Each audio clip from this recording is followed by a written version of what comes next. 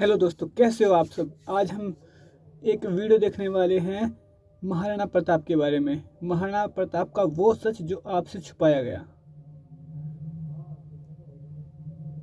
By doctor Vivek Bindra, motivation speaker. चलो ठीक है, तो इस वीडियो का हम रिएक्शन देते हैं और रिएक्शन बहुत ही मज़ेदार होगा। तो वीडियो को पूरा एंड तक देखना और वीडियो का लिंक डिस्क्रिप्शन में है, ठीक है। वीडियो को वहाँ जाके वॉच कर लो। तो जल्दी जल्दी से स्टार्ट करते हैं। चलो ठीक है, स्टार्ट करते हैं।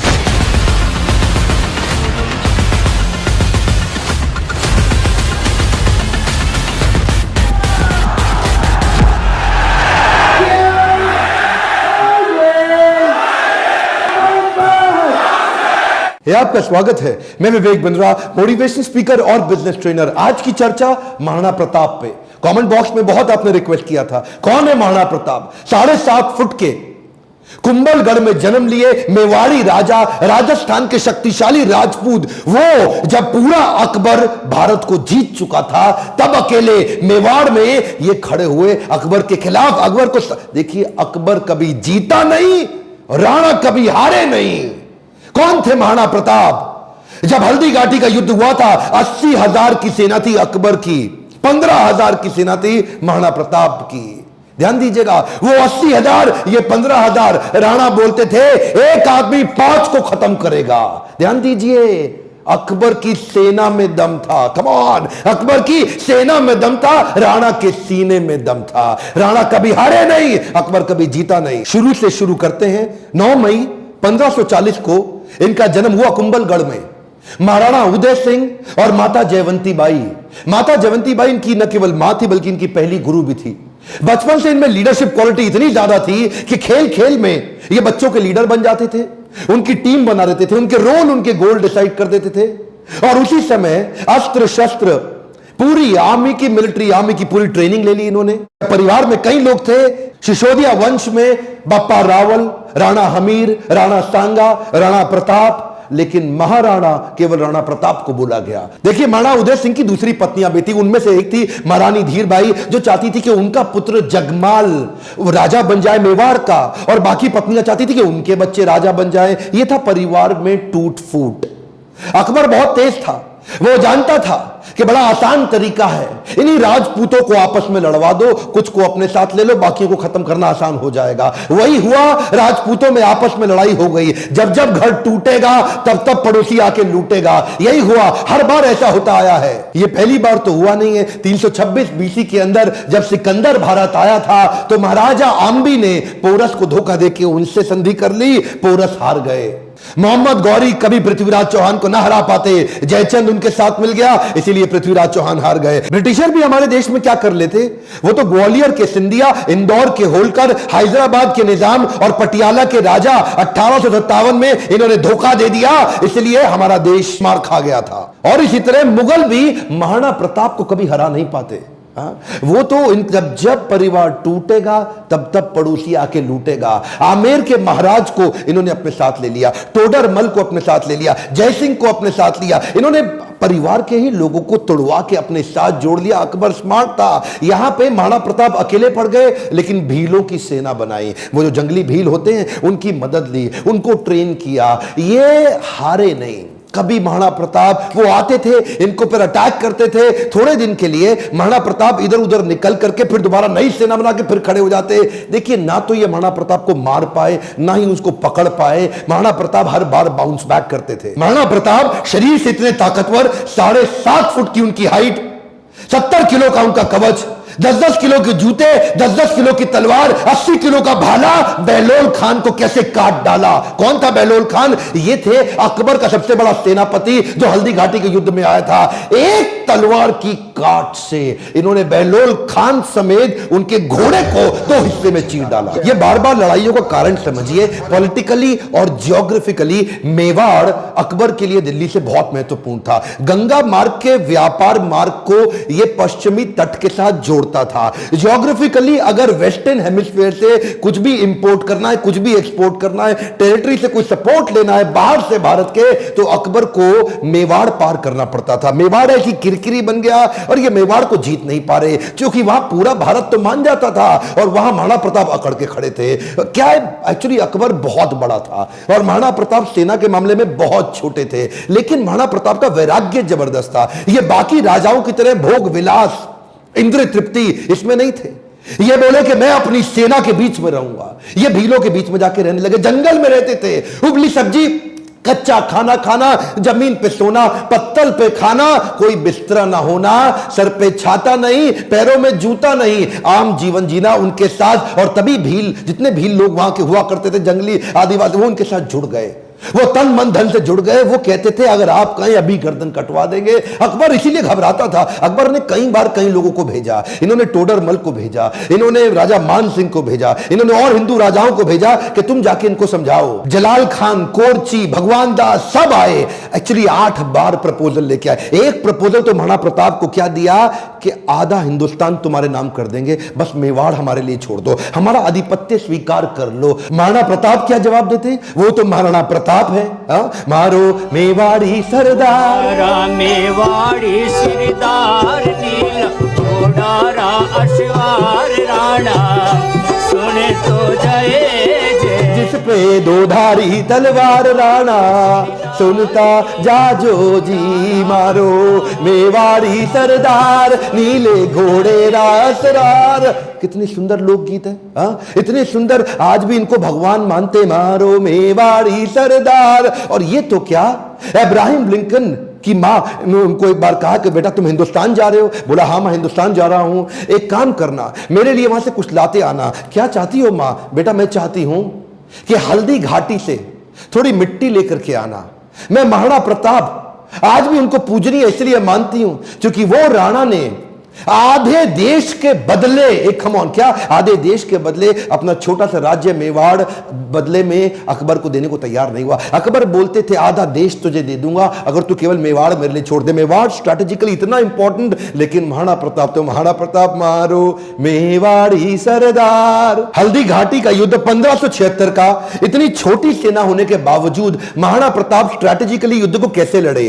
देखिए अरावली की जो रेंज थी, पहाड़ियों की और घाटियों की, उसकी बहुत जानकारी थी इनको। कीका ये वहीं पैदा हुए, वहीं घूमे। छापामार युद्ध, द्विकंटक नीति, सैनिकों को बोले पहाड़ियों में ऊपर से और घाटियों के नीचे से पूरी तरह कवर करो, और अफगानी राजाओं को अपने साथ लिया। हाकिम खान जो उस समय अकबर के खिलाफ था, ये जैसे जैसे अकबर इनके खिलाफ लड़ते, ये भी अपने स्ट्रैटेजिक अलायंस को बिल्ड करके अफगानी राजा को अपने साथ लेके आए। बहुत छोटी सेना के बावजूद अकबर के छक्के छुड़ा दिए। अकबर सामने नहीं आता था इनके, अकबर को डर था, इनकी तलवार, अकबर की हाइट कम थी, एक बार मारेंगे घोड़े हाथी समेत काट देंगे। चेतक इनका इतना पावरफुल घोड़ा कि उसके आगे ना सूंड लगा देते थे। हाथी कंफ्यूज होता था कि ये घोड़ा नहीं है, कहीं हाथी तो नहीं है। था साथी तेरा घोड़ा चेतक जिसमें तू सवारी करता था, थी तुझमें ऐसी कोई खास बात जो अकबर तुझसे डरता था।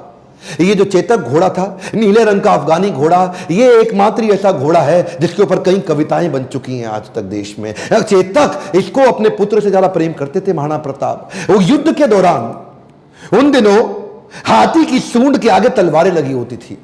जब ये छलांग मार के अपने घोड़े के साथ जा रहे थे तो उस तलवार से एक पांव चेतक का कट गया। युद्ध के दौरान जब महाराणा प्रताप अकेले फंसे थे ना, तो यही वो चेतक था जो इनको भगा के एक कटी टांग से 28 फीट का गहरा नाला टाप के चला गया।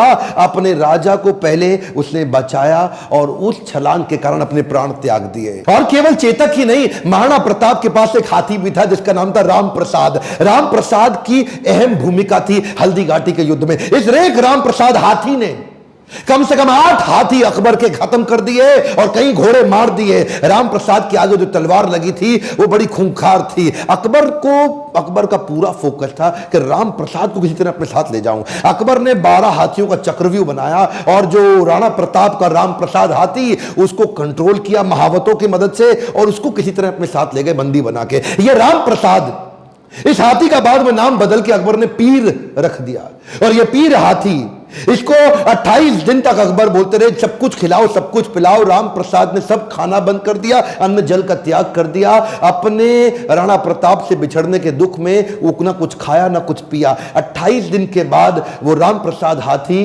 जो कमजोरी के कारण इसने अपना शरीर त्याग दिया। क्या बोला अकबर?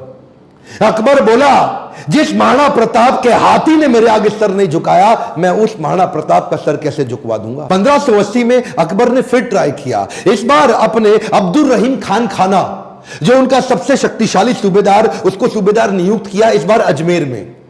और क्या बोले, मैं तुम्हें जिम्मेदारी देता हूं कि तुम इस बार मेवाड़ को किसी तरह जीत के मुझे ला दो, मुंह मांगा इनाम दूंगा अगर महाराणा प्रताप को पकड़ लाए। इधर कुंवर अमर सिंह जो कि सेनापति थे महाराणा प्रताप के, उन्होंने अब्दुल रहीम खान खाना को कंफ्यूज करने के लिए शेरगढ़ के पास एक अटैक किया। अब्दुल रहीम खान खाना का जैसे ही ध्यान भटका, कुंवर अमर सिंह उधर उनकी बेगम सहित उनके परिवार को बंदी बना के ले आया, उनकी बहु बेटियों को ले आया। पर जैसे ही महाराणा प्रताप को बात पता चली, उनको बड़ी आत्मग्लानि हुई, बहुत बुरा महसूस हुआ।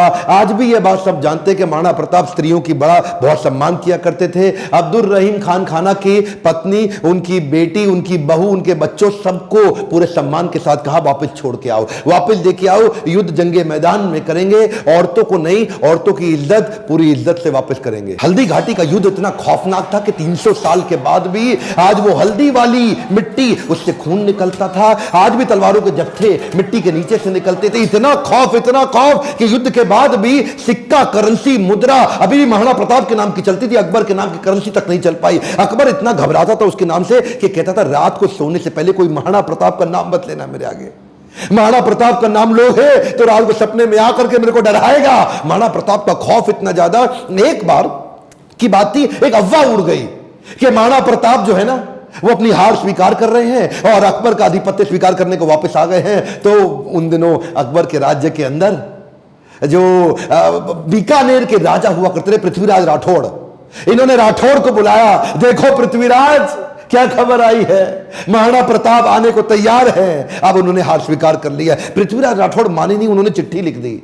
पृथ्वीराज राठौड़ ने तुरंत महाराणा प्रताप को एक पत्र लिखा और पत्र में लिखा कि मुझे विश्वास नहीं हो रहा यह बात सुन के कि क्या अब जंगल का शेर सियारों के साथ रहेगा, क्या सूर्य अब बादलों के पीछे छुप जाएगा, क्या चातक अब धरती का पानी पिएगा, क्या हाथी अब कुत्ते के जैसा जीवन बिताएगा, क्या तलवारें अब मयान के अंदर चली जाएंगी, राजपूतानी अब विधवा हो जाएगी। आपकी सौगंध, ये बात सुन के मेरा दिल कांप उठा है, मेरी मूछें तनी हुई नीचे चली गई हैं। कृपया आप ही बताएं ये बात कहां तक सही है। पृथ्वीराज राठौड़ का पत्र पढ़ते ही महाराणा प्रताप की आंखों में क्रोध से लाल हो उठी। महाराणा प्रताप कहने लगे, बादलों में वो क्षमता कहां है जो सूर्य को रोक सके, शेर की मार सह सके, ऐसे सियार ने कभी जन्म नहीं लिया। धरती का पीने के लिए पानी चातक की चोंच बनी ही नहीं है और कुत्तों की तरह जीवन जीने वाले हाथी की बात आज तक हमने सुनी ही नहीं। महाराणा प्रताप बोले, भूखा प्यासा रह के भी मेवाड़ की रक्षा करूंगा, अपने प्राण जाने दूंगा पर मेवाड़ नहीं जाने दूंगा। बहरहाल इसी दौरान अकबर को समझ आ गया महाराणा प्रताप को मैं हरा नहीं सकता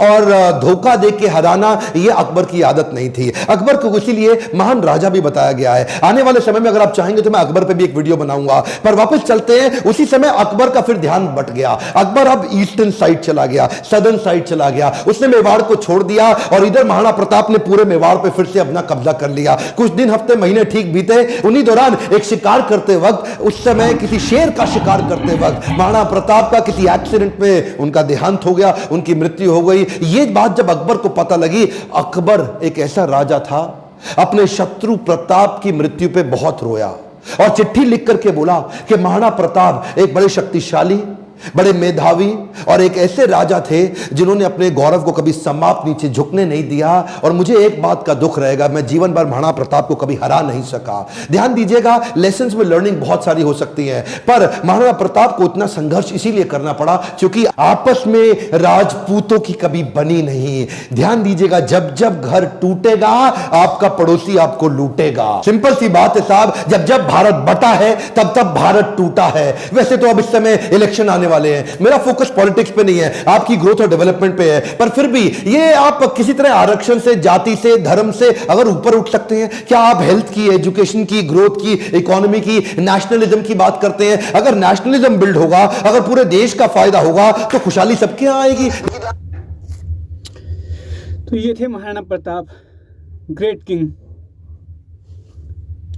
इंडिया के राजपूताना समाज के गजब इंसान थे।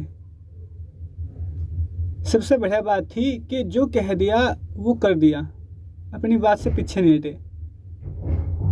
तो फाइनली ये वीडियो आपको कैसी लगी नीचे कमेंट में बता दियो। ठीक है, अगली वीडियो में फिर मिलेंगे। बाय।